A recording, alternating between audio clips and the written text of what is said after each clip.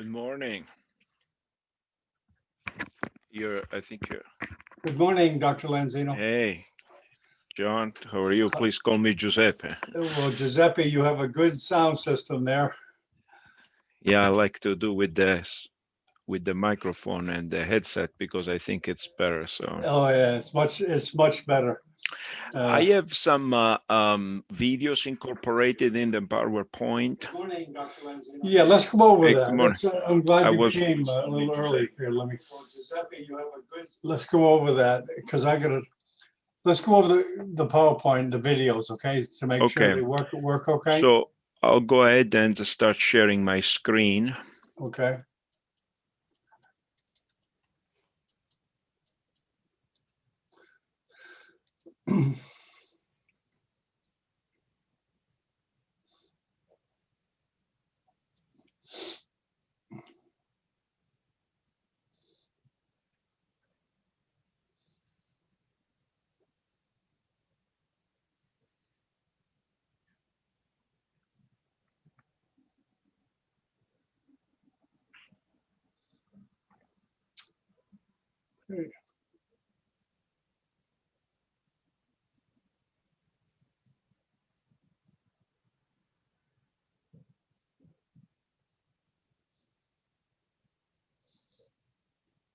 You haven't played the video yet, right?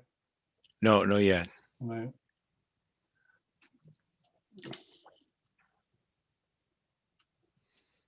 So many here is, good, many good here at is time. Okay, that's good. Is there Okay. sound? Is there sound with the video? there is no sound. Okay, It's no just problem. It's No just a problem. video. Yeah, no problem.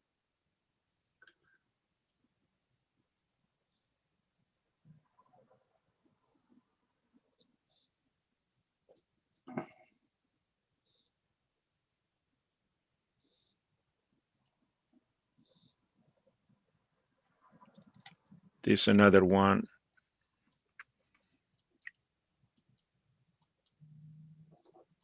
Okay, that one is stopped there.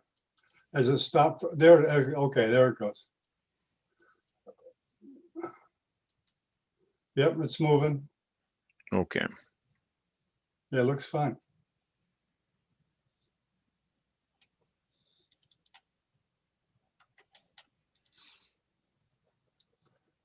This is another one. Can you see that? Yes, it's a little halted, but it progresses okay.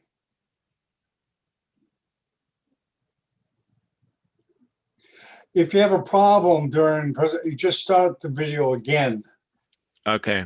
It's like rebooting it if you have a problem. Mm-hmm.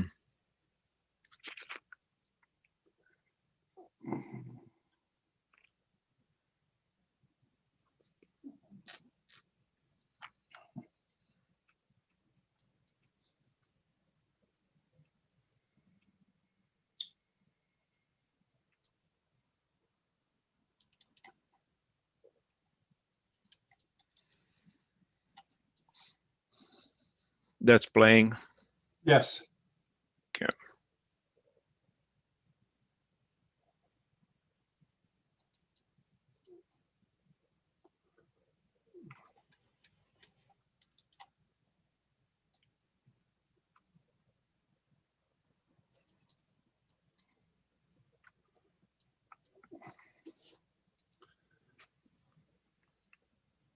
Dottoressa Masotto, buongiorno.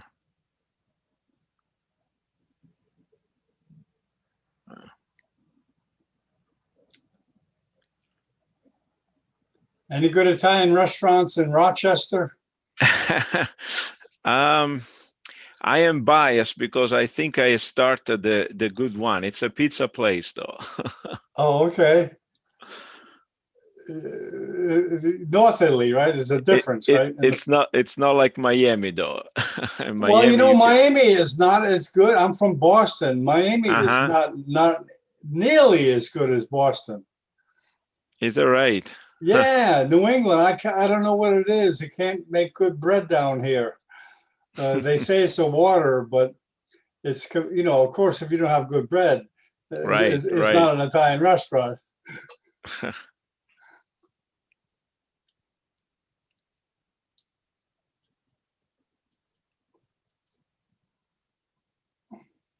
So I think we should be fine. I'm just looking, there is something that's missing. Okay, take your time. We got time.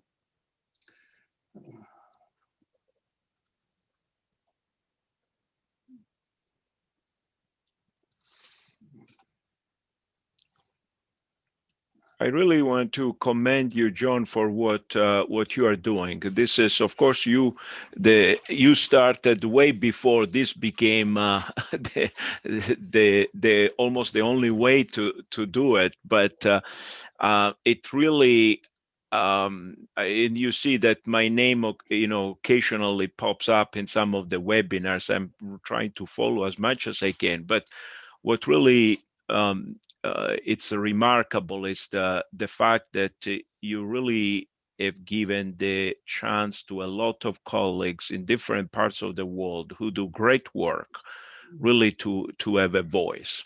Yeah, And it's so nice to see, the level of neurosurgery that is going in places, like I follow some of the webinars from Baghdad, and to see that despite in some places the resources might not be widely available, but yet there are a lot of colleagues who are doing great work, and you really provided them with a voice. well, like Professor you said. Ernest Yemi. Oh, hello. Oh, Juha, how you doing? Hello, John. How you doing, Juha? Welcome. Welcome. Miami Beach. How is Miami Beach? Oh, it's beautiful. Wait, now it's dark. It will be sunny though. Giuseppe, I saw what you said in Paris about, at the link, and how when you travel the world, you like to see how they do things different in different areas.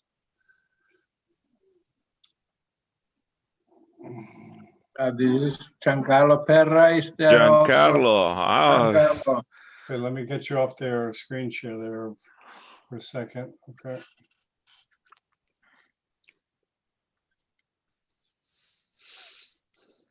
Okay, there we go. So hello, Giancarlo. How is Palermo? You are muted. You are muted.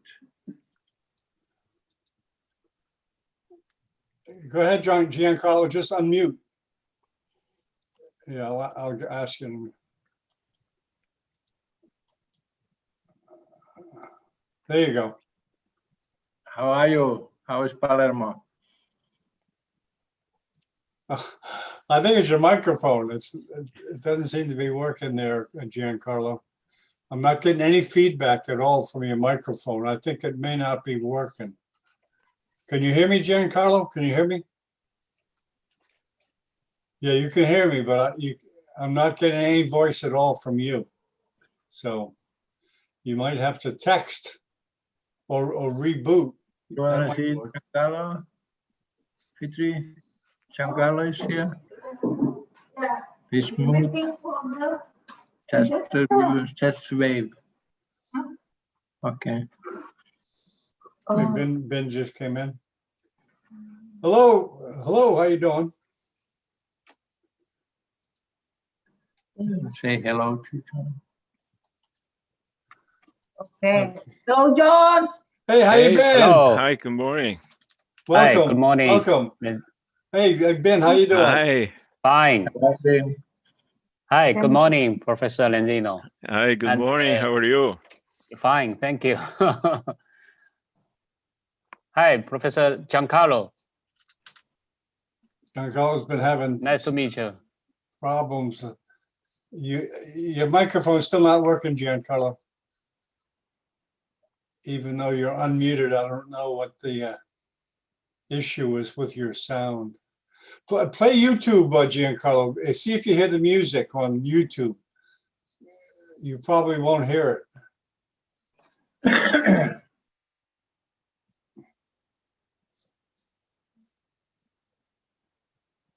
Hello, Giuseppe. Did you Hey, go back to Italy this last year? no, it's Oh. been since last time was before the course when you came here in Rochester. That was the last time. I intend to go, but it's been not easy with all this quarantine and stuff. So Yeah, I'm yeah. hoping soon, though. Okay. It may take time now to travel. 1 year, my bet. Oh, you think so, you are? I take time. How was it in China, Juha? China has not so many new cases, 100 a day, but the Big country. restrictions are more strong now. Or how it is in Shanghai, Shubin? Yes, Shanghai now. Today we have 6 cases. Yeah, okay. This is 6 cases. Even Finland has 400 cases a day. Wow. So, but China is very strict. So in our hospital, there are more guards to control everyone, and to come inside, you need patches, and even you are working there. So it's very strong control all the time. In Florida, they're having a hard time distributing it. They just don't have it, I guess, because they cancel appointments for getting in shots. So I think the doctors are getting it, but I think most of the people are not.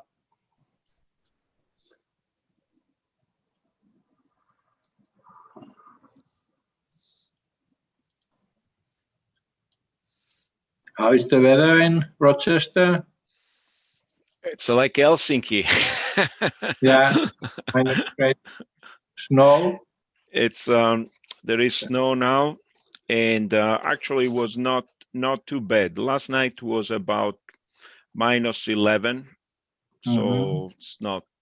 It's considering it's mid-January, was not too bad. Yeah. So And far this snow? not a lot. This year actually has been really since the pandemic starts, since March, we have been lucky in a way that we have had the good weather.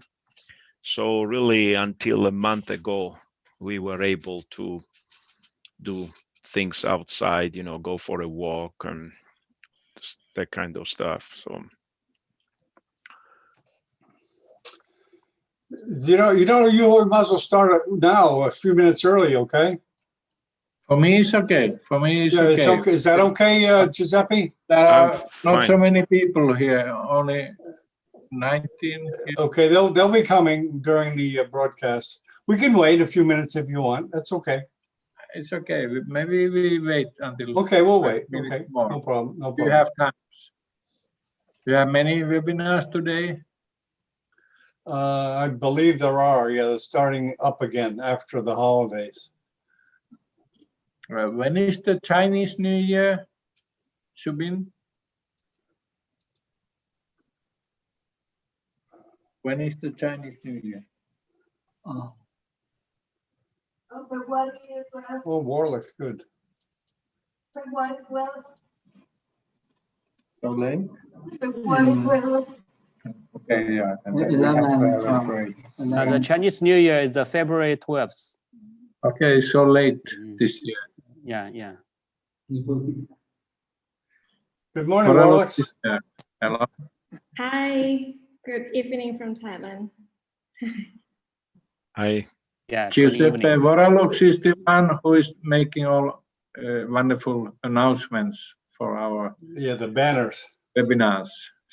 Congratulations. Those are beautiful artwork, really. Yeah. Thank you very much. They do bring attention. They definitely do bring attention. How are you doing, Warlick? Oh yes, I just come back. Like I did a cripping aneurysm today. So yeah. Okay, you're on call now, right? Yes, like on call today. Okay. Okay. Well, I'll take over if you have to leave. Oh, good. Victor's here.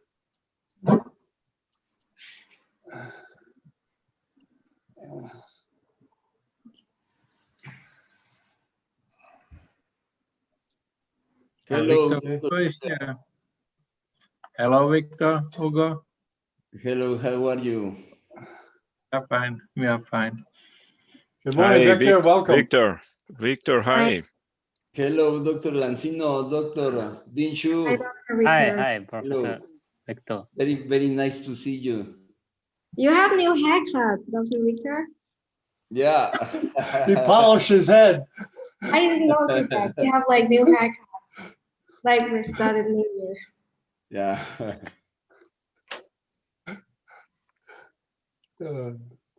That's okay. Yeah, you're up early, Victor. It's 6 o'clock. Okay. Yeah, it's the same time as Giuseppe. Ah, Be okay. sure. Early morning. Okay, let's see here. We start in 1 minute. Abby Shaw just said, hello, Abby. Are you there?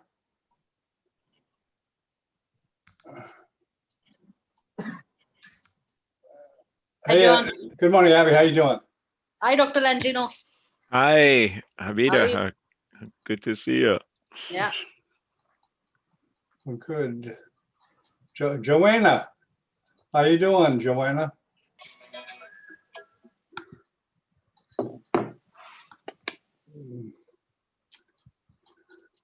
Hi. Hi, John. Hi, everybody. Welcome. Hi. Thank you. Hi. How about a little Finnish, Joanna? You always ask that. Yeah. Oh, We haven't started yet. We just, yes. Okay, Okay. good. okay. Hei Juha. Hei Professor Hernesniemi. Hey, Terveisiä Suomesta. Kovasti tulee Kiitos, lunta kiitos. täällä. okei. Täällä ei tule, mutta kylmä on. Joo. Hieno webinaari tulossa. Paljon onnea kaikille. Good luck for everybody. Okay, thank you, Joanna. Okay, here we go. 10, 9, 8, 7, 6, 5, 4, 3, 2, 1. Good morning from Miami Beach. It's Dr. John Bennett for Neurosurgical TV. I have the pleasure of hosting the Juha's Neurosurgery Grand Rounds from China. I'm going to turn it over to Warlix to introduce Juha. Hi, Warlix. Hi, John. Hi, everybody. Welcome to Neurosurgical TV as usual. So today we have a really amazing topic again that bring by.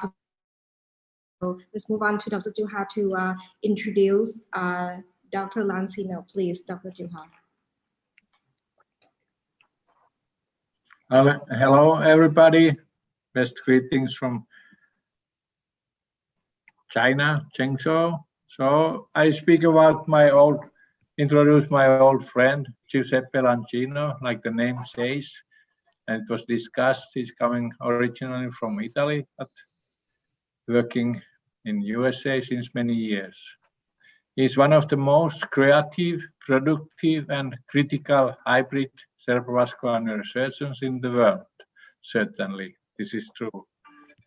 His works at Mayo Clinic in Rochester, Minnesota, with long time experience as number one. Institute, of course, is getting very difficult cases to be treated. Some years ago, he celebrated his number 500 publication. I don't know exactly what is the number now. It might be even 600. But anyhow, he's excellent in writing, doing scientific writing, but also giving regular speeches and lectures. But he's also good in treating the patients, and this is certainly true. We have been friends since close to 20 years. After his first visit in Helsinki, there have been bilateral visits. I have been in Mayo clinics, and we have met several times in Italy. He has been also here visiting Chengzhou, Henan Provincial People's Hospital, when I began my working period here. So it was great pleasure to have him here and to encourage in the beginning time here in China. To come to the topics, dural AV fistulas, nowadays we are diagnosing increasing numbers. And of course, every institute has by far more cases. My personal experience is 251 cases. This was published in the papers and PhD of Anna Piipo in Helsinki, 2013. These publications and experience remains a historical remnant because main part of the cases were treated by microneurosurgery. I asked today at Henan Provincial People's Hospital in my center, Dr. Bai, who is usually treating cases. He told that he has 40 cases a year. Unfortunately, the statistics for the whole big, huge hospital are not known, but anyhow, we see at least one case a week, and they are mainly treated, as nowadays is the case, by endovascular means.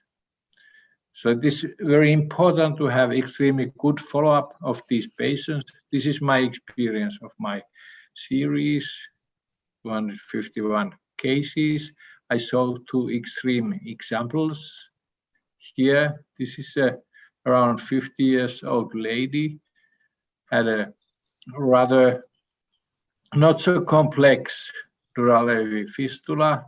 It was treated several times by the best hands in the world, by Professor More in Helsinki, and every time a good solution was found and tried, and next year it looked even worse. The patient had headaches and never bled, but had very disabling headaches all the time. And every year, this dural AV fistula became worse. And finally, we stopped to try anything because we couldn't find any solution. Another case is this one.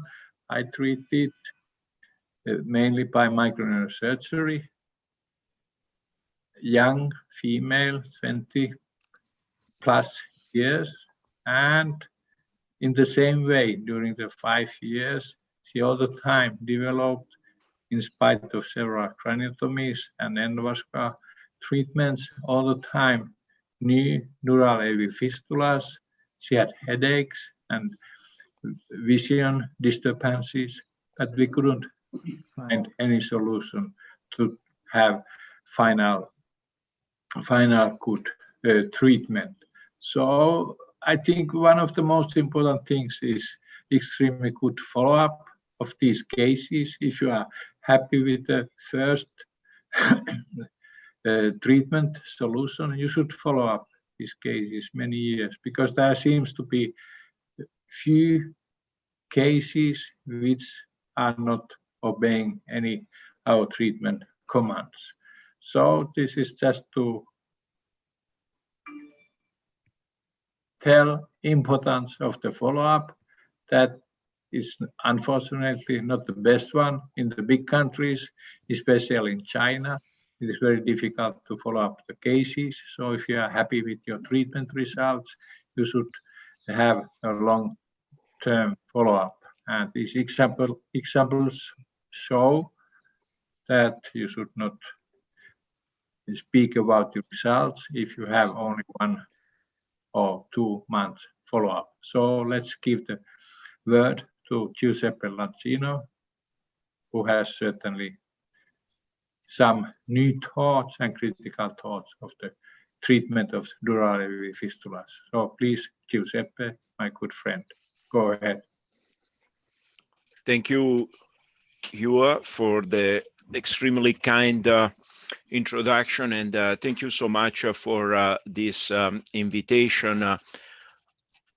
Can you all see the screen? Not yet, not yet. Can you? Not yet, not yet. Not yet. Okay, let me. Thanks, Forlex.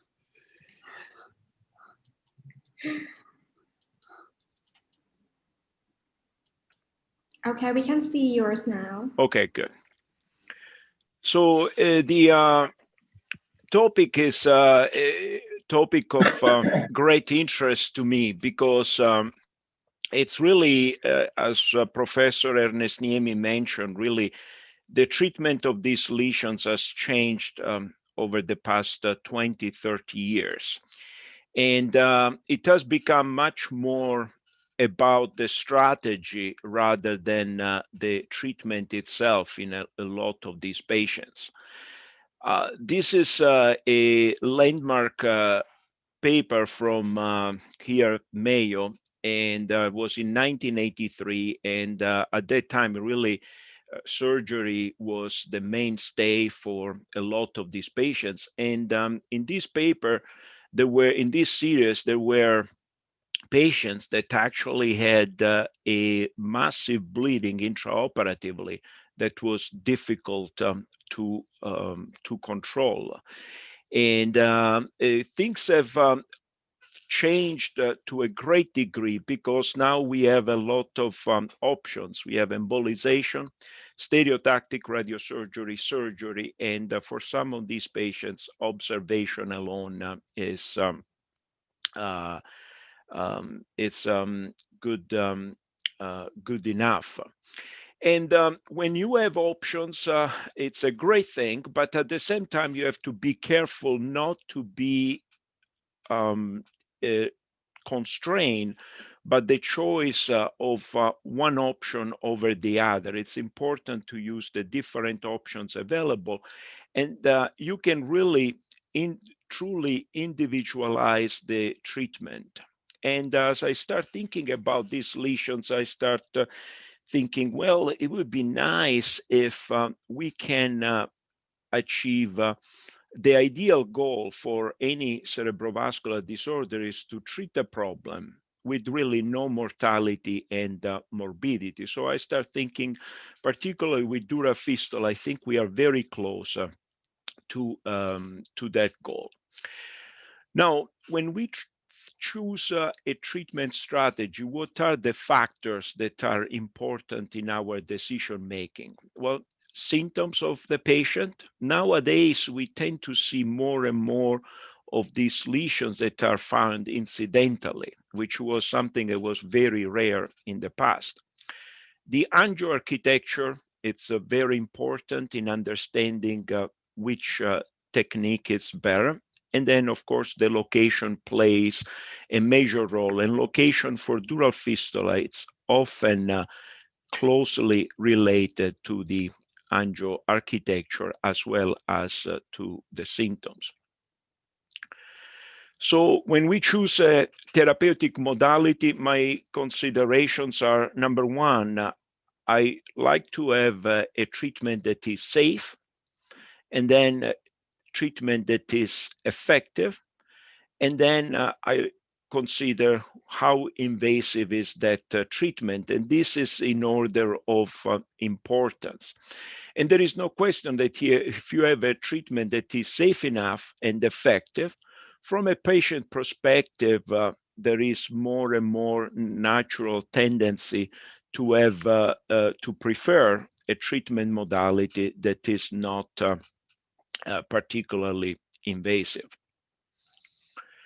So I thought that the topic is so complex, and almost every dura fistula, every single case, it's a little bit different for the other one. So I thought that in order to illustrate the thinking, which, as I said, it's really the most important part to achieve consistent success, I will show some case examples and discuss the strategy.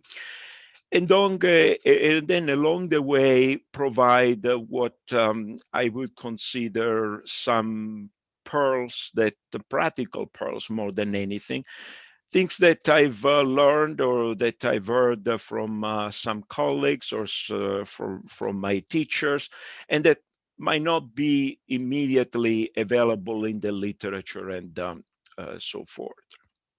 So First case, it's a patient that presents with hemorrhage. It's a 41-year-old, sudden onset of a headache and then a decreased level of consciousness to a coma. Of course, in this case, the hemorrhage and requires immediate treatment. We did a CTA, and you can see on the CTA there is a varix that is along the petrous ridge, and this is a typical finding of the so-called lateral tentorial dura-labii fistulas. And then as you follow the vein, you see the hemorrhage, and you continue to follow the vein, and this is eventually the drainage. It's a fistula with an exclusive retrograde venous drainage, and the draining vein eventually drains into the straight sinus.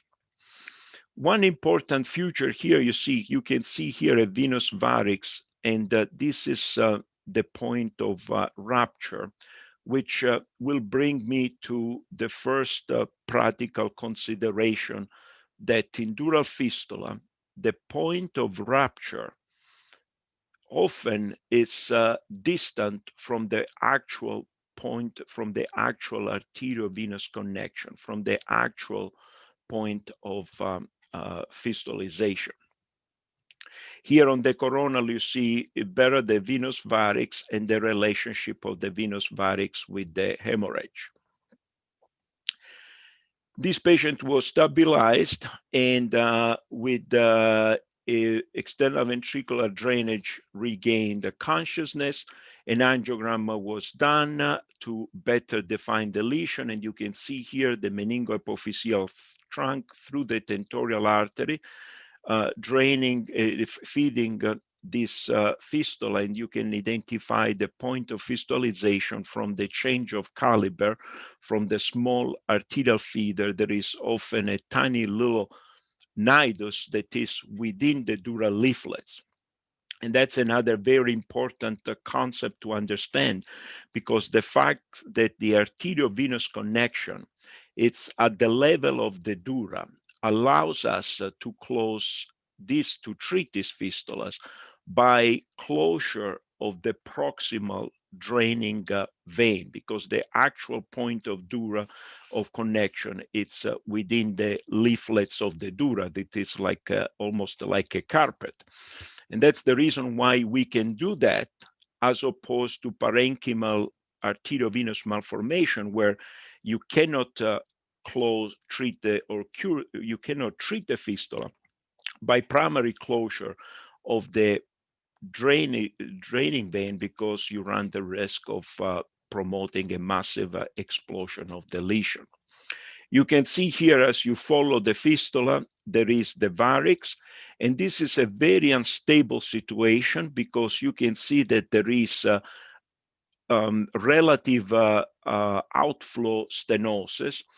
And in this patient, what I think it happened is that originally, you can see the fistula was drained by the superior petrosal venous system, and there are often two components, but you can see that the inferior component probably has undergone thrombosis, probably because of the high flow venopathy, and now the sole drainage is this vein that is the site of rupture. And another issue here that is very important, many of these lateral tentorial fistula are good for embolization, because they are fed by the milomeningeal artery.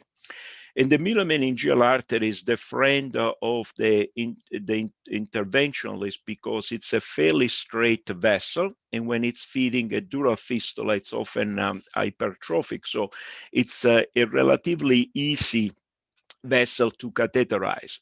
In this particular patient, you see that the main supply of the fistula from the milomeningeal artery through the petrosal branch. And there are two issues. Number one, it's fairly tortuous at the origin, but more importantly, the petrosal branch also provides blood supply to the facial nerve. And here it's another important point that even though this fistula potentially could have been a good target for embolization, in this particular patient, besides the hemorrhage, there is no reason really to put the facial nerve at any risk because this is a relatively straightforward surgical target. So what are the considerations in this particular patient? As I said, number one is the issue of the hemorrhage. Number two, the feeders are relatively small and fairly tortuous, so the catheterization, it's difficult in the sense that it would be extremely difficult to get distal enough to be safely close enough to the actual point of fistula. And as I said before, the myomeningeal artery would be the preferred route from an endovascular route, but in this particular patient, you have the petrosal branch that also provides a blood supply to the facial nerve. So because of all these considerations, that is a type of fistula that nowadays we prefer to treat surgical. And you can see here the clip at the point of fistulization. And again, the key is the occlusion of the proximal draining vein for this dural fistula that have exclusive retrograde cortical venous drainage. So again, to stress a practical point here is that in the case of dural AV fistula, like brain aneurysm, for example, the site of rupture, it's often distal from the actual point of the arteriovenous shunt. So something to keep in mind. And again, here, this is the point of shunt, but here is the point of rupture at the level of the venous varix.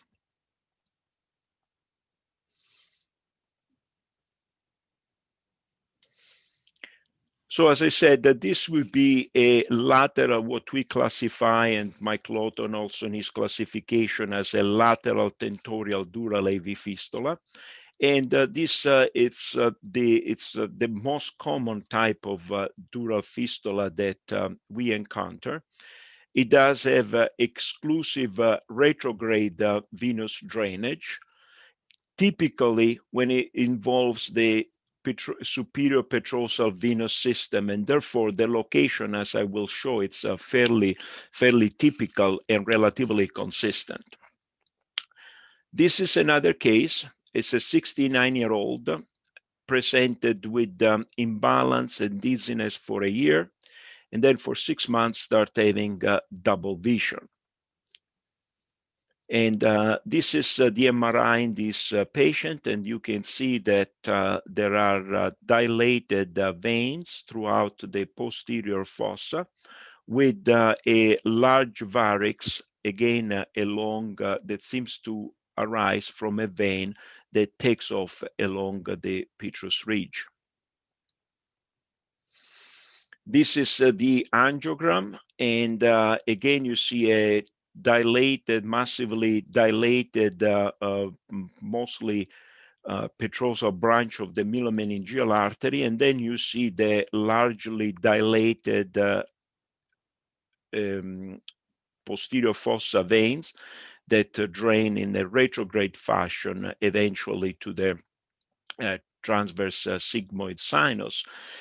Here, this illustrates another point, the practical point that is very important to consider, and that I will make later again, is that dural fistula, the dural fistulas that don't involve a large dural sinus, those dural fistula that have exclusive retrograde cortical venous drainage, those dural fistula might appear fairly complex on the first view of the angiogram, but once you can decompose the anatomy, then they become relatively simple to understand and to treat.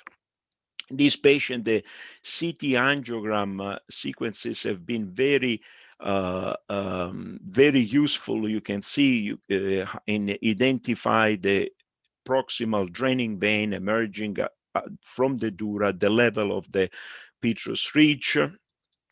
And this is a video so this is a retrosigmoid approach. And this is, as I said, is the level of the superior petrosal system, the junction of the petrous ridge with the tentorium.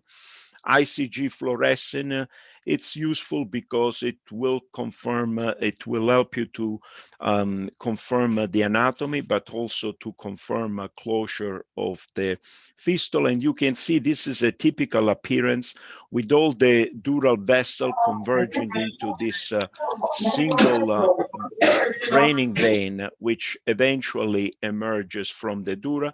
This is the two components of the draining vein in this patient. And as I said, treatment, it's fairly straightforward in this occlusion of the proximal portion of the draining vein. And this is the immediate post-op CTA. You can see the clip and you can see the venous varix on the CT on the right that now has undergone thrombosis. This patient had been previously undergone an attempted embolization at the other institution. So you can see some of the onyx into one of the draining veins. And this, as you can see, on the left, it's the preoperative MRI. On the right is the follow-up after 3 months. And you can see the regression of the large draining veins with the thrombosed portion of the venous varix. This is another example of a lateral tentorial dural AV fistula, again to stress the fact that they have a fairly consistent and typical appearance, again supply from the meningoepiphyseal, from the tentorial branch of the meningoepiphyseal trunk, and also in this case from transosseous branch of the occipital artery. You can see this reconstruction of the CTAs are very helpful to confirm. And once again, a typical appearance, this is the tentorium, this is the petrous ridge, and you can see the large draining vein, all the dural vessels converging into the large arterialized draining vein. And again, fairly straightforward treatment. In this case, again, it would have been there was not a good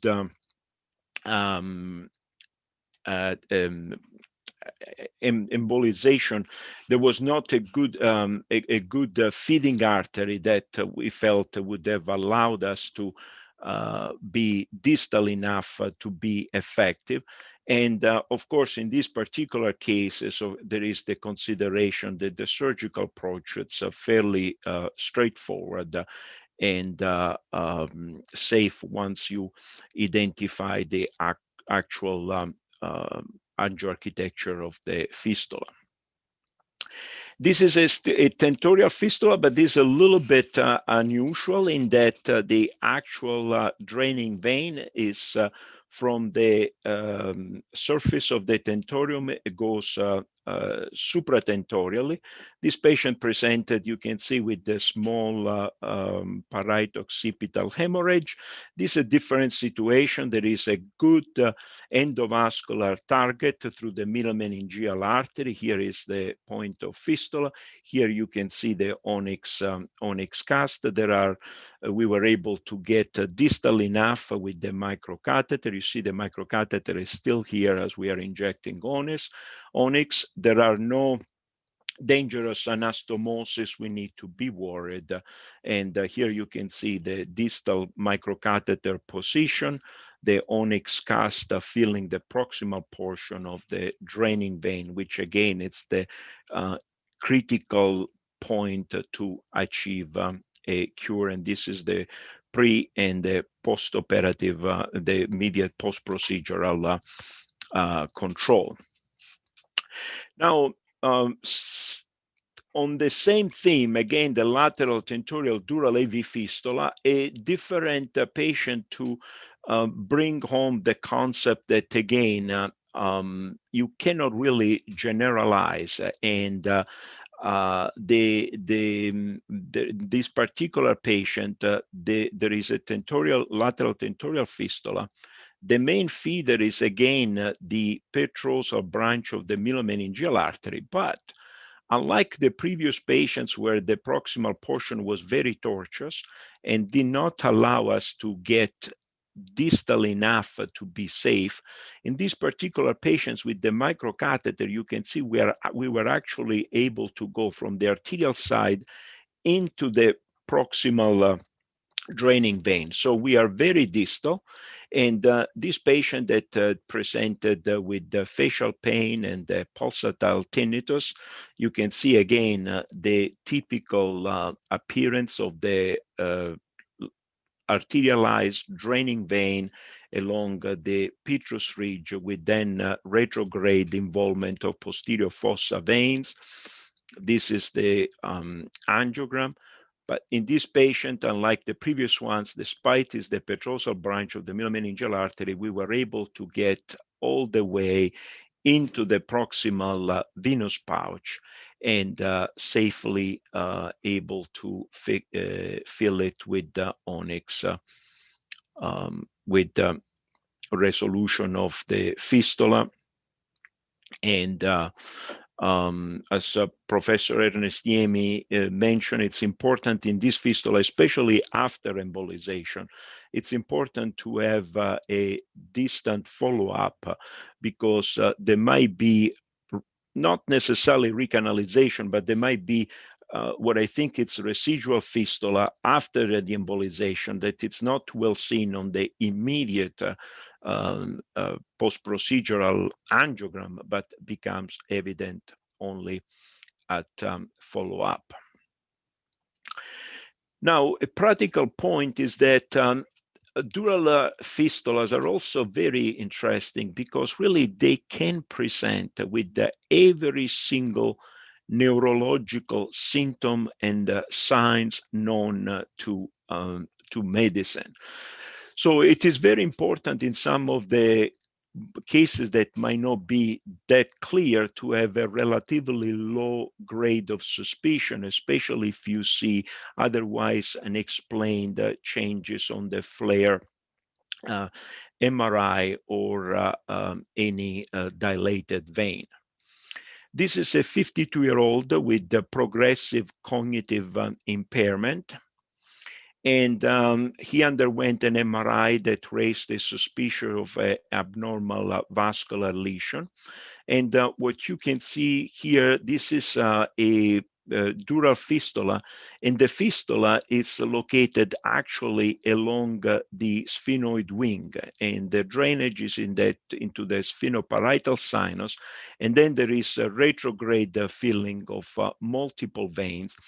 But more importantly, you can see that there is early filling and arterialization of the superior sagittal sinus. And when you see this, the entire drainage from the brain might be altered. And these are the patients that can present with the picture that is dementia-like type of clinical picture. Now, again, this fistula, I think, also exemplified the concept that it might look quite complex at first, but then once you understand it, it's a rather simple fix. And the reason why this was not treated with endovascular is because, again, we were worried that we would be unable to get very close to the point of fistula, But also we were worried because through some of these external carotid branches with the liquid embolic agent, you can feel some of the dangerous anastomosis to the ophthalmic artery, to the internal carotid artery. And again, the treatment is so simple that there is really no reason to take any risk from an endovascular point of view. So what this is a simple pterional craniotomy. This is the dura, and you can see that the dura, it's involved by these very large feeding arteries. Here is the Sylvian fissure, and here is the draining vein.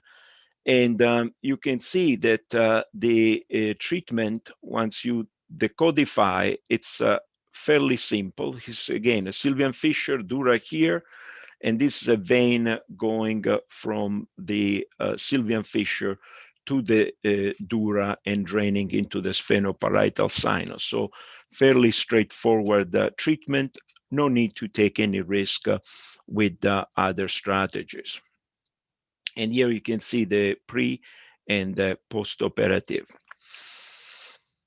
So once again, the dural fistula with the exclusive retrograde cortical venous drainage might appear quite complex at the first look on the angiogram, but once the pathological anatomy is decodified, the treatment is fairly straightforward and simple, and it consists in occluding the proximal draining vein as it emerges from the dura. You can achieve that with endovascular means in the vast majority of cases, or if endovascular treatment is not as safe as surgery, then it can be achieved with surgical treatment. I will talk about stereotactic radiosurgery later because we do use a lot of stereotactic radiosurgery primarily for transverse sigmoid sinus dural AV fistulas. Don't ask me why, I don't know, but radiosurgery doesn't work well for those fistulas like the ones I've shown, the tentorial, the anterior ethmoidal dural AV fistula, these sphenoparietal fistulas that have exclusive retrograde cortical venous drainage, while radiosurgery works quite well for those transverse sigmoid sinus dural fistula, as well as for some of the indirect carotid cavernous fistulas.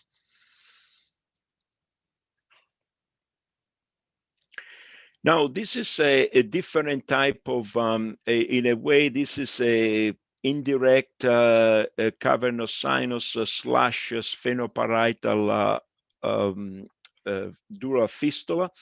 But in this case, you can see that there is an excellent transvenous approach. And here is the point of fistula. And through a transvenous route, we were able to get very close to the point of fistula. The varix might be in the region of the cavernous sinus, but then the main drainage is exclusively through the vein of Rosenthal. And you can see that nowadays with the modern endovascular techniques, this is a distal access catheter. It's a Sophia catheter. You can provide extra support with the larger catheter, and that allows you to navigate, as you will see, your microcatheter. This is a large arterialized vein, so you can go in a retrograde fashion and get very close to the point of fistula. And again, our goal is to be as safe as possible. This is it's a relatively straightforward catheterization because the vein is arterialized. So the wall of the vein, it's fairly robust. Of course, you have to be extremely careful. But once you reach very close into you can see here now we are right into the proximal draining vein. And in this case, you will see our choice is to use detachable coils. While detachable coils, because with the detachable coils, you have absolute control. And if you don't like what you are doing, you can withdraw the coils. With the liquid embolic agent, if you start with liquid embolic agent in such a high flow fistula, you might run the risk that the liquid embolic agent might migrate distally, or sometimes it can permeate through retrograde through the feeders and affect the carotid artery. Here you can see now that there is a lot of stasis. What we do in this case is we wait a little bit longer, and then you can see that there is progressive. Once you have occluded the proximal draining vein, there is a slow flow into the main draining vein. Eventually, there is complete thrombosis of the main draining channel, which in turn results in occlusion of the fistula.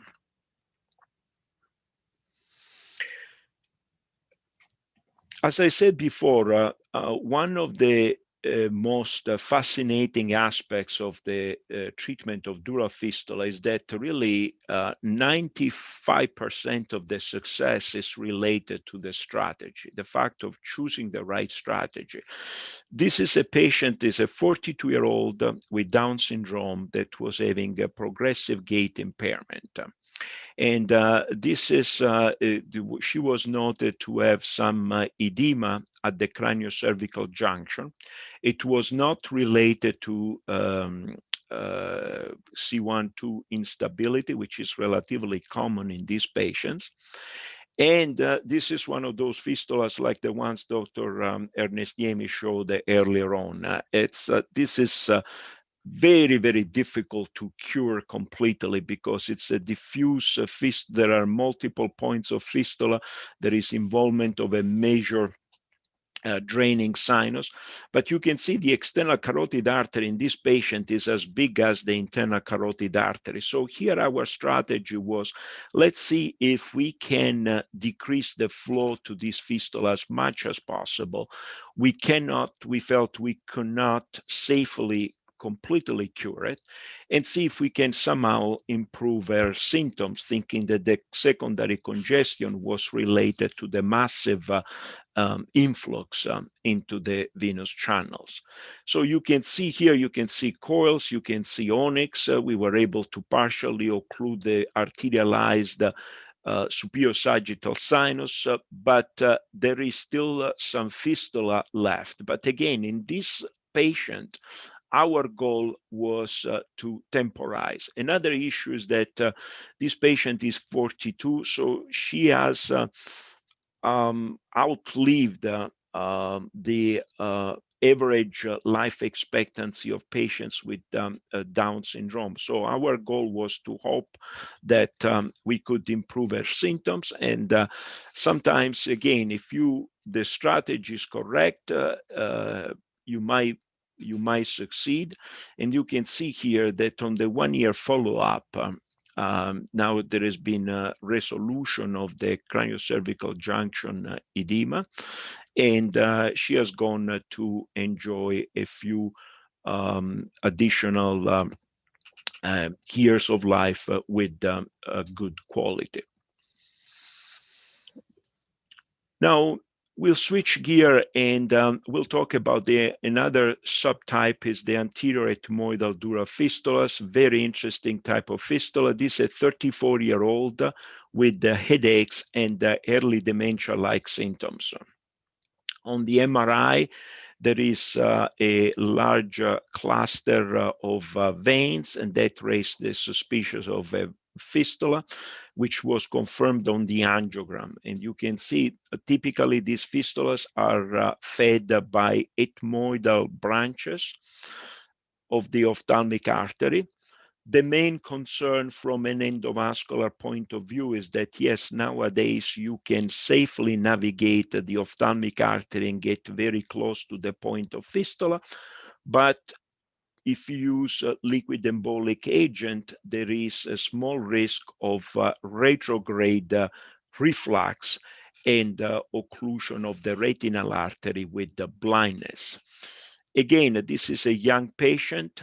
The surgical approach to this is fairly straightforward, and that is usually, even today, it's usually our preference in a large number of these cases, even though, as I said, you can treat it from an endovascular point of view, but there is a small risk. So this is a low-lying frontal midline craniotomy, and you can see the typical appearance of these fistulas with the dural branches converging along the area of the cribriform plate, and you can see that there is a single arterialized draining vein emerging from this cluster of dilated dural branches.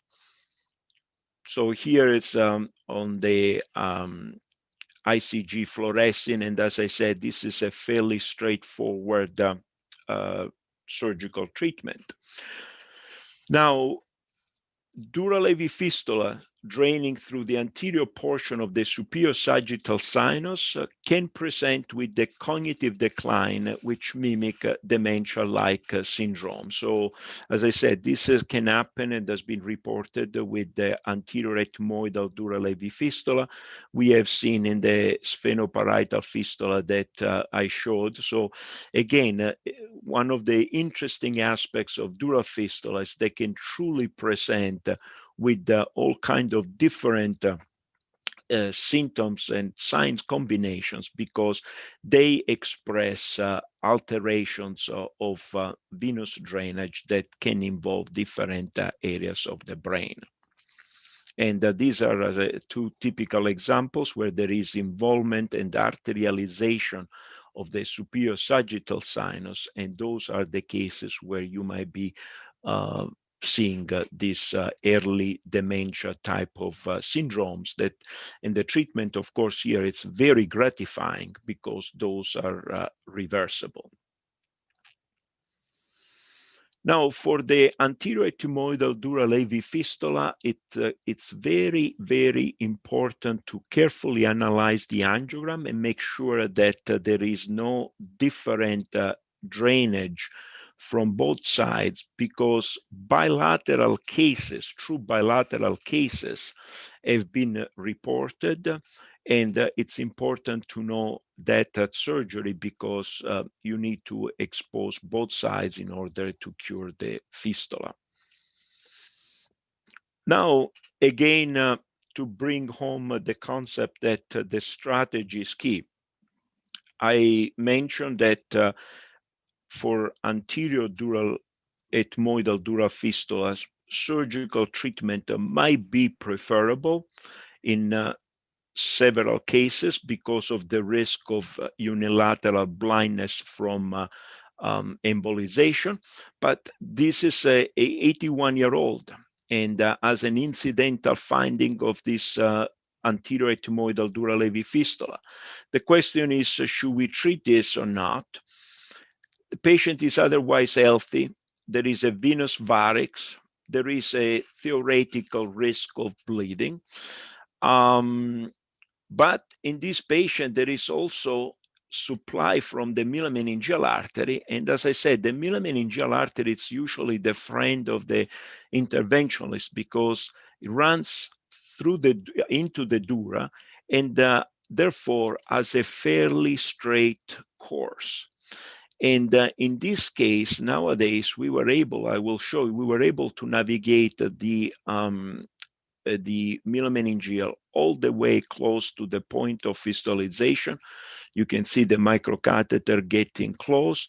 And this is a so here is the microcatheter now. So we were able to go all the way down, close to the point of fistula, and then inject onyx, watching carefully to make sure that in a retrograde fashion, we were not filling the ophthalmic artery.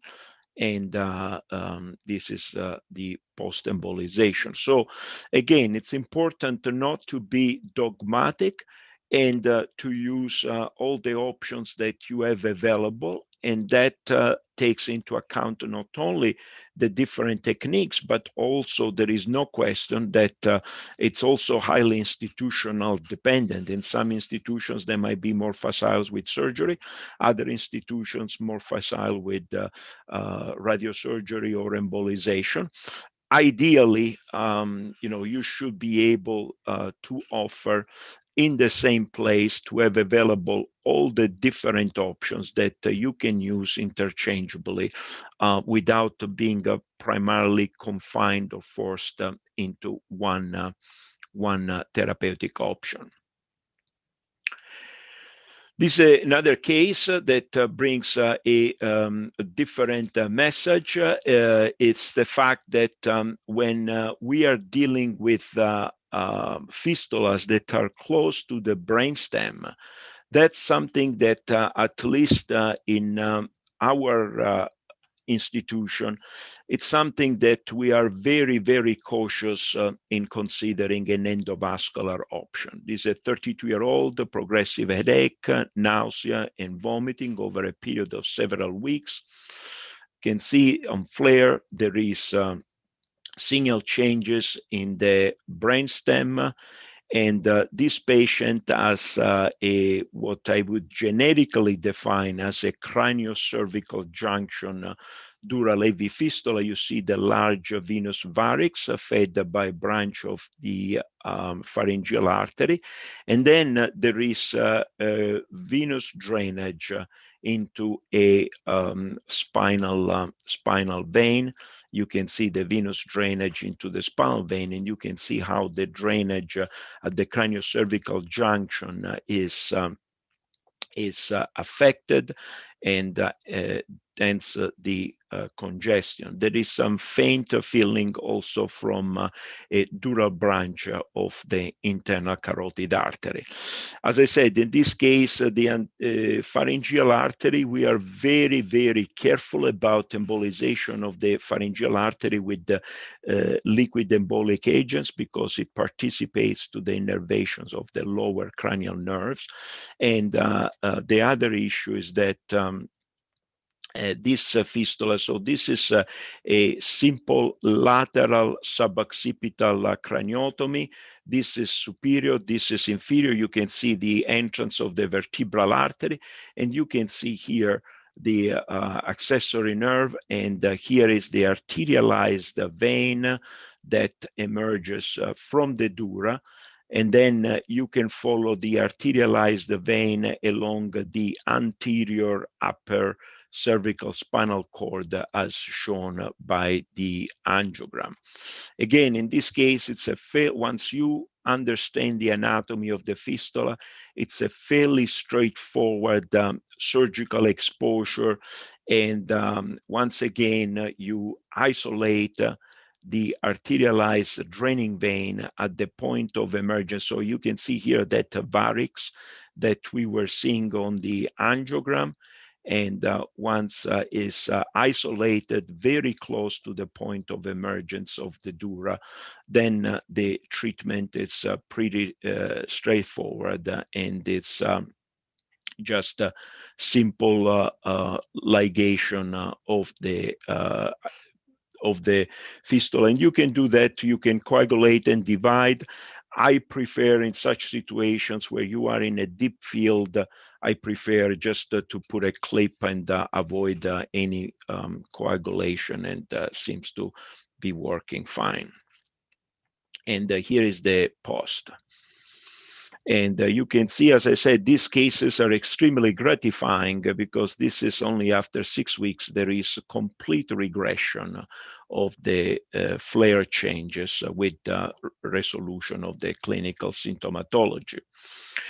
Now, the so-called craniocervical junction dural AV fistula, it's important because if the drainage is superior toward the brain, then they can present with hemorrhage, with a known cause of subarachnoid hemorrhage. If the drainage is exclusively inferior, then usually the presentation is with myelopathy, and somehow the spinal veins are fairly resistant to high flow, and the tendency to rupture, it's much lower than when you have drainage of these fistulas toward the brain. Now, before I conclude, I'll talk briefly about the most common type of dural fistula, the transverse sigmoid sinus dural fistula, because here at Mayo, we have a little bit of a different approach that we have used over the years. It works very well for us. Doesn't mean that you cannot treat these fistulas in other with other modalities, but 49-year-old disabling bruit, typical transverse sigmoid sinus junction dural AV fistula. In this case, the main goal, there is no retrograde cortical venous drainage. So these are not dangerous fistulas. These are fistulas where the main goal is to treat the symptoms. And then, of course, if you can safely close the actual fistula, it's a plus, but it's really not necessary because they're not dangerous. And our treatment plan in these cases, it's actually rather simple, but quite different than many other places. So what we do, we use a transarterial PVA embolization. This is external carotid artery catheterization. It's very simple and straightforward. We use particles that are greater than 150 microns in diameter, and that's critical. Why? Because this way you avoid the risk of going through dangerous anastomosis, because those anastomoses have a caliber that is less than 150 microns. So it's a very simple and very straightforward and safe transarterial embolization. The goal of the embolization is, in this case, to decrease the flow and help the patient with the symptoms. And then we do gamma knife.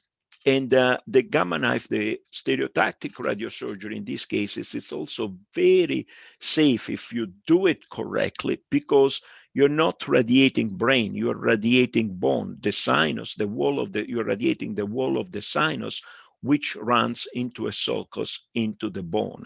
So if you plan and dose correctly your gamma knife, your radiosurgery treatment, the risk of any radiation effects on the brain, it's exceedingly low. And this, as I said, is something that we have been doing now for more than 20 years, and this was a landmark publication of one of my colleagues, Dr. Link, who does all our skull-based surgery and also does gamma knife. And you can see the results in these patients are remarkable, because not only you get rid of the fistula, but what's more importantly, with this strategy, you can also preserve the patency of the sinus. As I said, I'm very well aware that in many institutions nowadays, these fistulas are treated with endovascular technique, where you put a balloon to protect the sinus, and then you inject transarterially onyx. But I think that the strategy we use is definitely much simpler and also safer. So what we achieve immediate improvement or resolution of symptoms, and then we have greater than 90% obliteration rate that although we wait 3 years to do our control angiograms, usually these patients, they get an obliteration, complete obliteration within 1 year. And as I said, it's a very low complication rate because you are radiating the sinus, which is inside bone, and the embolization, it's a transarterial particle external carotid artery embolization. The caveat is to use particles that are large enough to avoid the dangerous anastomosis. Now, in patients with transverse, and another practical pearl, in patients with transverse sigmoid sinus dural AV fistula who present with the bruit can always be heard with the stethoscope on the mastoid in every patient. If a patient comes with the bruit and you suspect a fistula, but you cannot hear a bruit, the patient does not have a transverse sigmoid sinus dural fistula. Now, I just briefly go through what has been my experience. I've been involved since I came to Mayo with over 200 patients with 240 dural fistulas. They tend to be elderly, particularly the ones with the transverse sigmoid sinus. Cannot agree more with my dear teacher and friend and mentor, Professor Ernest Niemi, that it's extremely important to follow these patients. You learn a lot. It's not a very easy task, but since likely patients with dural fistulas, there are not so many, and it's one of those areas where I have had a specific interest from the beginning. I really worked very hard with one of my nurses to get as much as possible consistent follow-up, at least for the first few years. You can see the location. The transverse sigmoid sinus is by far the most common. I think this represents an institutional bias. We see a large number of tentorial fistula, but mostly because we are referred a lot of patients that need surgery for this particular type of fistula. And you can see that although the vast majority are treated with the single therapeutic modality, observation remains an important part, especially in the benign transverse sigmoid sinus. But in about 40% of the patients that were treated, we use some kind of combination therapy that more commonly is represented by transarterial embolization plus radiosurgery, mostly for the transverse sigmoid sinus dural fistula.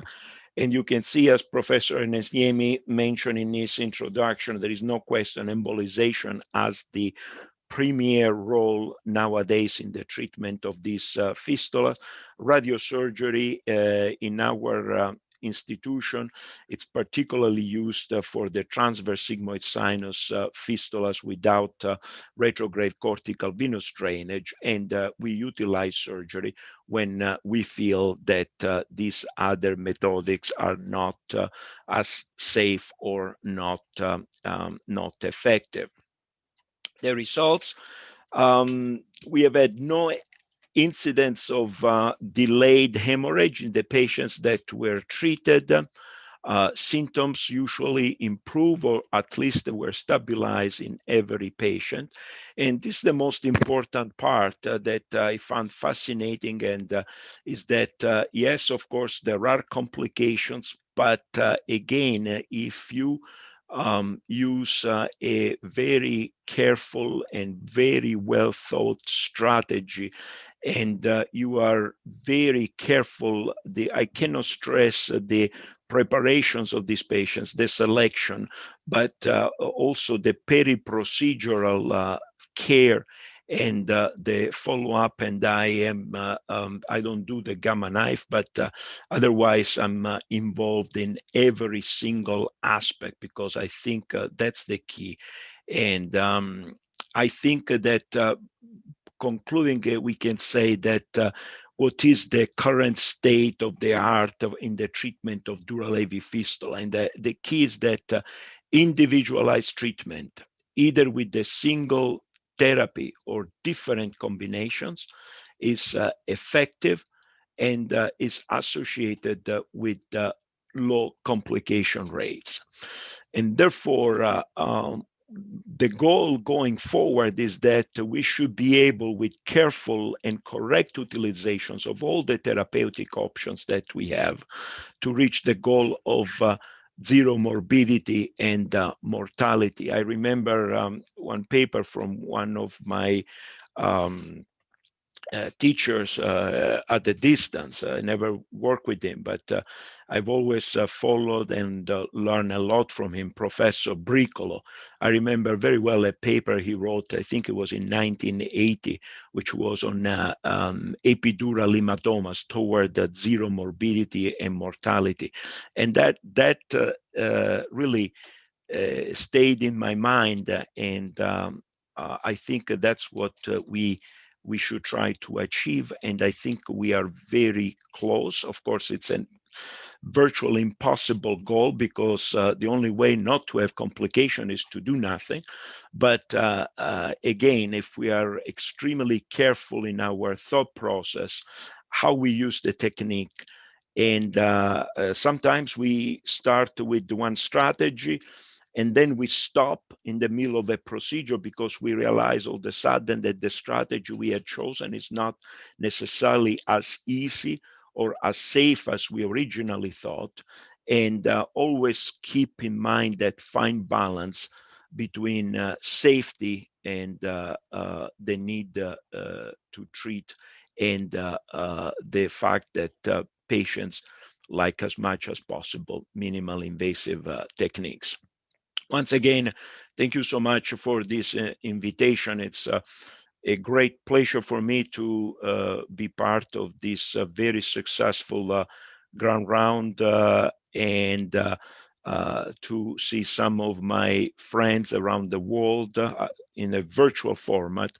And once again, I cannot thank enough Professor Ernest Niemi for really serving as an example throughout all these years, and for being a role model and really providing such incredible mentorship. And one of my major professional achievements has been the fact that I'm lucky enough to also be his friend. Thank you very much. Okay, thank you very much, Dr. Alansandra, for the very wonderful presentations that you bring us, and very well presentations of the collaborations between neurosurgeries and endovascular treatment. And you also tell us like what is the critical points that neurosurgeons or even neurointerventionists should concern. So next point that maybe I would like to invite Dr. Juha, Professor Juha, if you want to say some things to Dr. Lansino. Thank you very much, Giuseppe. I think all agree what I said in the introduction, that it is one of the best in selecting analyzing and selecting the treatment. That the presentation was exactly that. So it will be the guidelines, I think, for all neurosurgeons and vascular surgeons treating these lesions in the world. So this was very thoughtful presentation, and I learned a lot. I have a long time experience with these lesions. I made mainly microsurgery, but these were different times. So as I mentioned, my series is historical, so now there are new times, and endovascular treatment has taken main part of over.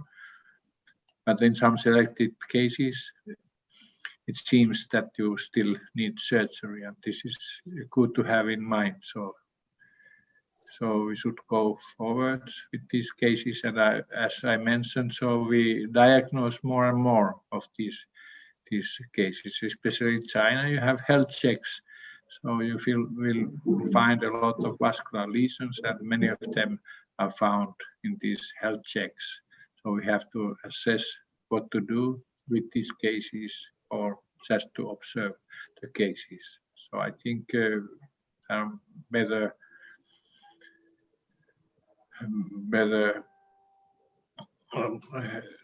there is place for more questions or thoughts for treating these lesions, which sometimes look, like Professor Lancino told, look very complex, but then when analyzing more carefully, then the treatment might be rather simple. So thank you very much for this wonderful presentation. Thank you very much, Professor Juha. Okay, go on. Yeah, Dr. Ayman.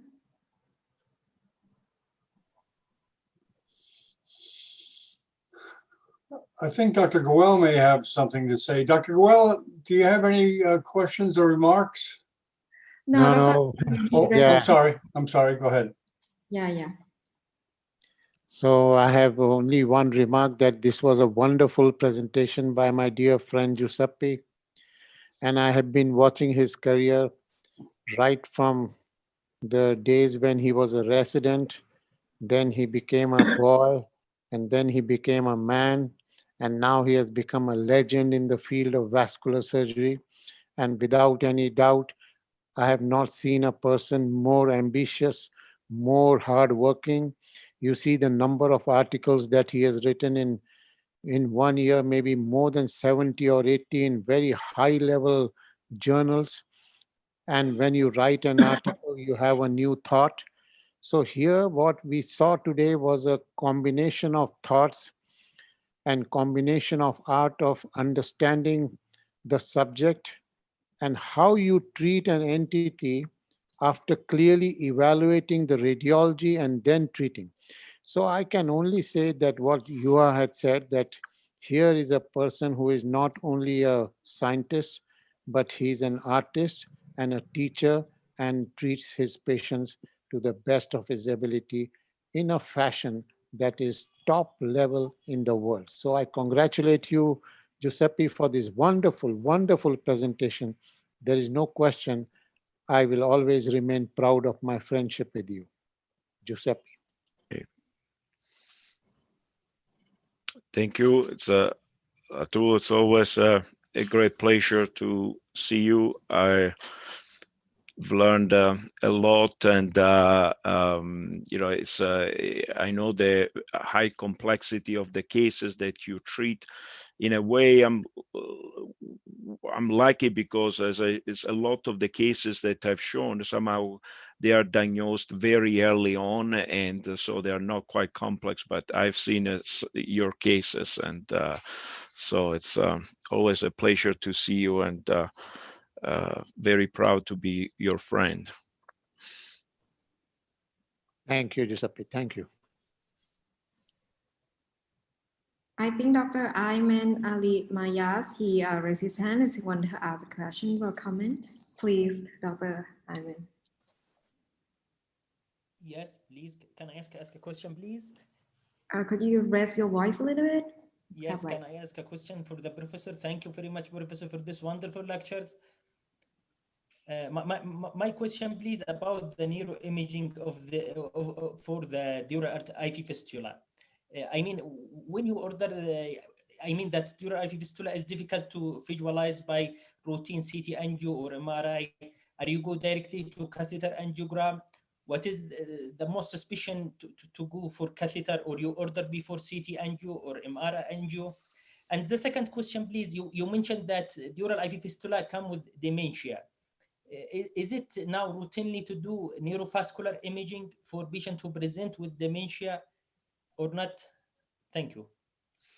Yeah, usually patients have when there is a clinical suspicion, we if we suspect a fistula nowadays, we start with MRI, and we do a time resolved MRI. It's a TRIX protocol, or you can use the PC Fiesta, that is the same sequence that they use for to identify neurovascular conflicts in patients with trigeminal neuralgia.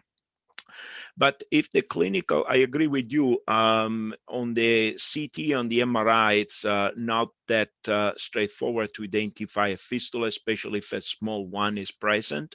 And if the clinical suspicion is strong enough, we go to catheter angiography. But nowadays, the vast majority you kind of suspect based on the combination of clinical symptoms and usually indirect radiological findings on CTA or MRA, even though I must say some of the specialized MRA sequences are getting really good in diagnosing the fistula, as well as some of the CT angiograms.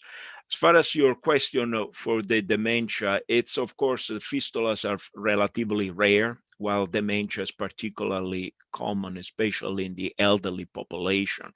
So I would not advocate an imaging studies in every patient who is diagnosed with the progressive cognitive decline, but I would definitely suggest in patients where some of the findings are a little bit unusual. For example, a patient in particularly young age group, or if there is coexistence of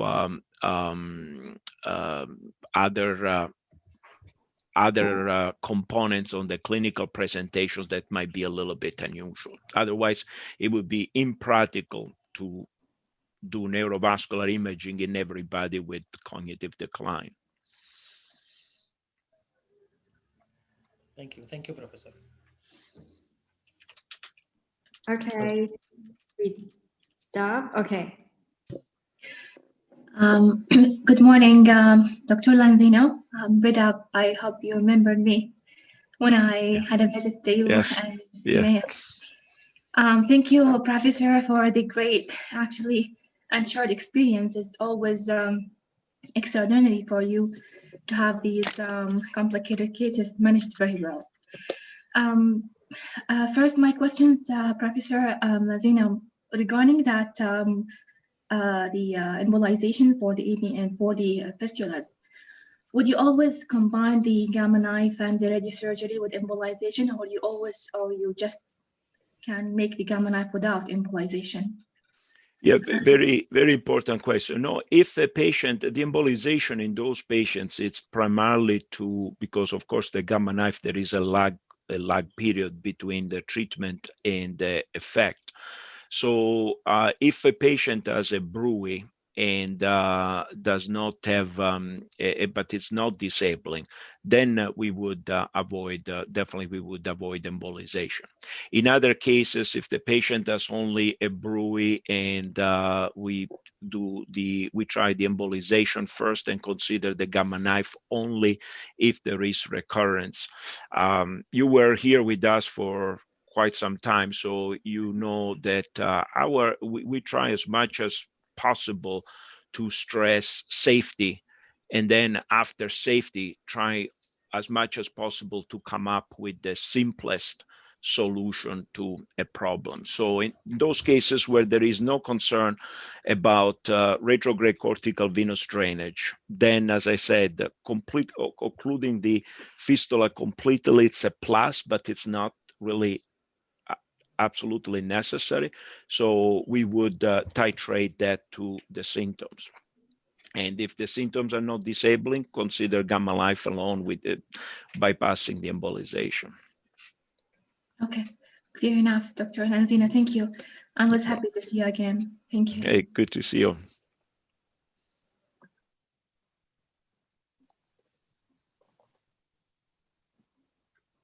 Hi, Giuseppe. Thank you for your nice presentation. And then most of my strategy is the same as your strategies, but I didn't try the PVA particles injection for the transverse sigmoid DAVFs. So what kind of this subtypes of this DAVF?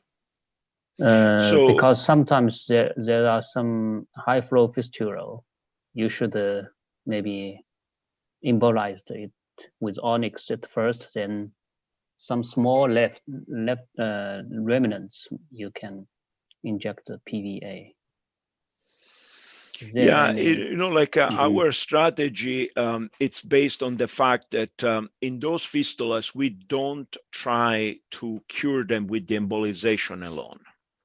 So, and because the goal is number one, if they have a disabling bruit, is to improve the bruit, and you can achieve that by decreasing the flow.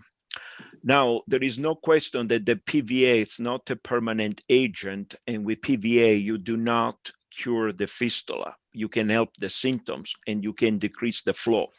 And that's one of the main reasons why when we do that, we usually, although not always, but we usually follow with the gamma knife. Now, there are instances, as I said, nowadays a transverse sigmoid sinus fistula can be fairly safely treated with transarterial onyx embolization, while with the balloon you protect the sinus. And the treatment is always in evolution. Traditionally, we have been doing radiosurgery for that specific. If the patient does not have dangerous features and the symptoms, it does not need a cure. For that specific type, transverse sigmoid sinus, some of the CC fistulas. As I said, I don't know why, but my impression is that radiosurgery does not work for the tentorial, the anterior ethmoidal, those fistulas that have an exclusive retrograde cortical venous drainage. But and that's the reason why we use PVA in those patients, because again, we are not trying to close the fistula, we are trying to improve the symptoms, and therefore, in our hands, is definitely the safest and quickest way to achieve that. And cheaper too, which is becoming more and more important. So actually, in your presentation, you mentioned there's 1.7% of the mortality. Is it correct? Mortality, we had in the entire series, we had 3 deaths. So it was 1.8. And 1 patient died because there was a consequence of mostly of the hemorrhage, was an elderly lady. And in 2 patients, the deaths were directly related to the treatment. Okay. Is there any possible that sometimes you occluded the fistula, high flow fistula, then there's would be cause some thrombosis in the venous side? Yes. Yes, there is definitely that risk. So what we do in those situations, when we do the final angiograms and we have completely occluded the fistula, and we see that there is very slow flow into large veins, quite often we keep those patients at least overnight on some form of low-grade anticoagulation, and then usually we transition to aspirin, but we keep them on anticoagulation for a day or 2 in the intensive care unit. We'll make sure they are well hydrated. And I'm very, very well aware that there is that possibility. Now, likely I have not seen that, but again, as you saw, the cases that we have treated are complex, but the ones that they are incredibly high flow, those are likely not that common for us. Okay, so what kind of medicine you would use? The heparin or we use heparin. Heparin, okay. but there are 2 protocols that we use, and we use the lower intensity so that you can maintain an IV dose of heparin without getting the patient too anticoagulated. Okay, thank you.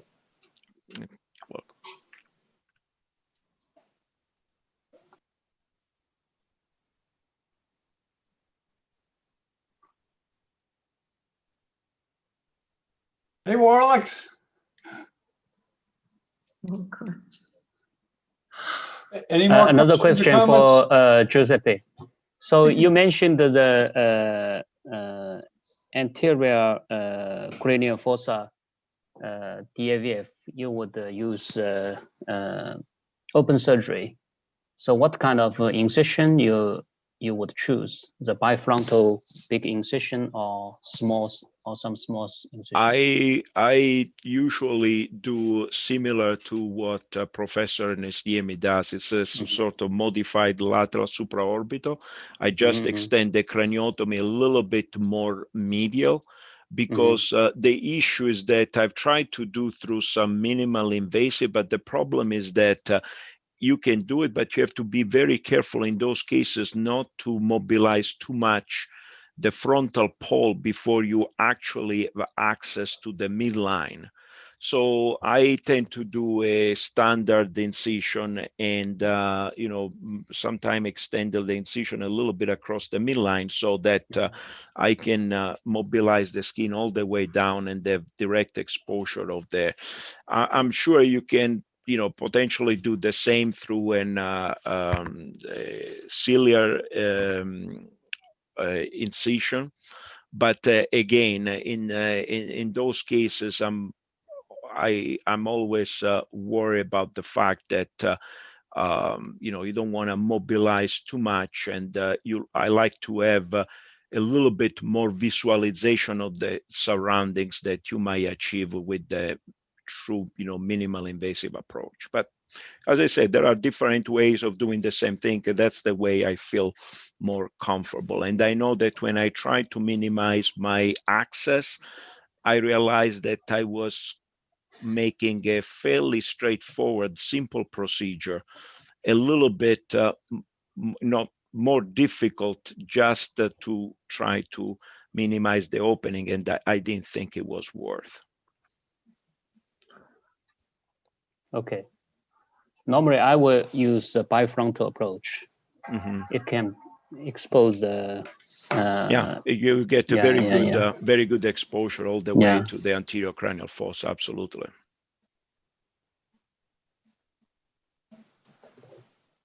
Amazing lecture, Dr. Lancino, and very useful for all of us. Thank you, Victor. Thank you. Hello, Dr. Atul Gol. Nice to see you. Victor, always, I'm trying to follow your hairstyle, and I'm slowly and surely coming closer to you. Binzu, you will take a lot of time to come close. But nice to see you, Victor. Nice to see you too. And nice to see you, Atul. Go on. Okay, any more closing comments or questions for Juha or Dr. Lanzino? Well, I'd like to thank you very much. Oh, go ahead. I'm sorry. Go ahead, Ben. How many? Professor Lanzino is a hybrid neurosurgeon, and he is always have some new ideas that we can learn from him. Especially, most of my work is similar to his work, so we are good friends. And today I learned some PVA injection combined with a gamma knife. I will try it. Thank you. Yeah, Professor Juha. So how many observers? How many audience? Oh, okay, let me check. It's already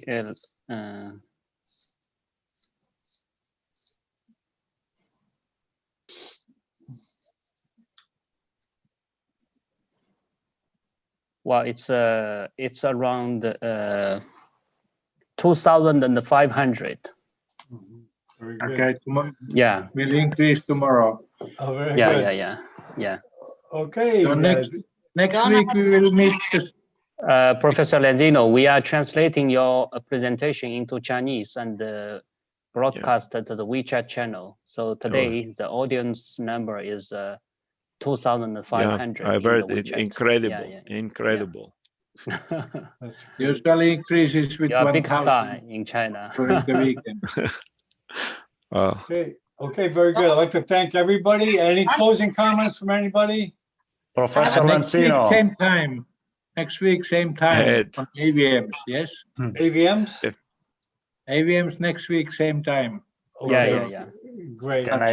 Okay, we'll see everyone next week. And hang around after, because this is a good way to network. And if you can stay around, Dr. Lanzino, if you can, for a few minutes. Sure, absolutely. Dr. Goel, just to meet some people. And now I'm going to close this formally. So.